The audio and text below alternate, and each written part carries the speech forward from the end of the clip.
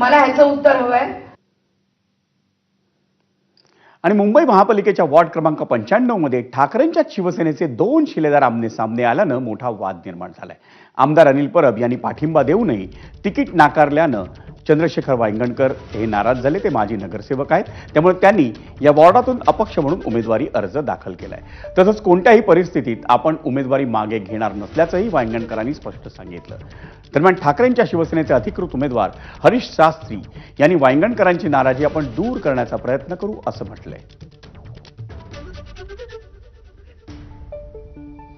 आम्ही बाळासाहेबांची शिवसैनिक आहे, त्याला जर तिकीट दिली असती तर तो निवडून येऊ शकत नाही. हे जे शिवसैनिक उभे आहे हे फक्त आम्ही कोणाला पाडण्यासाठी अजिबात उभा नाही. तुम्हाला मी सांगतो 15 तारखेला मी पुन्हा तुमच्यासमोर येईल आणि ही जी सीट आहे ना, म्हणजे आम्ही पुन्हा मातोश्रीवर जाऊ की उद्धव साहेब आम्ही सीट निवडून आणले, आता तुम्ही जो घ्याल तो निर्णय. तुम्ही अर्ज मागे घेणार नाही म्हणजे? मी अर्ज मागे नाही घेणार.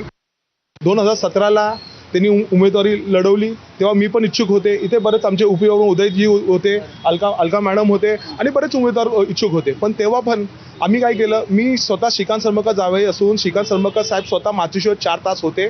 आम्हाला उमेदवारी डावलली गेली. भाजपा आणि शिंदे गटाचं रणनीती काय आहे की फूट टाका, आणि ही फूट त्यांच्याकडूनच झालेली आहे. हे माझं स्पष्ट हे आहे.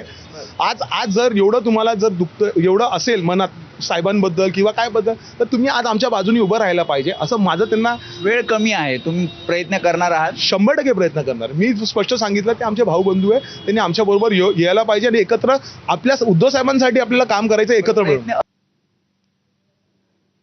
आणि या बातमीनंतर मुंबई ईस्ट वेस्टमध्ये घेऊयात एक ब्रेक, पण तुम्ही पाहत राहा एबीपी माझा.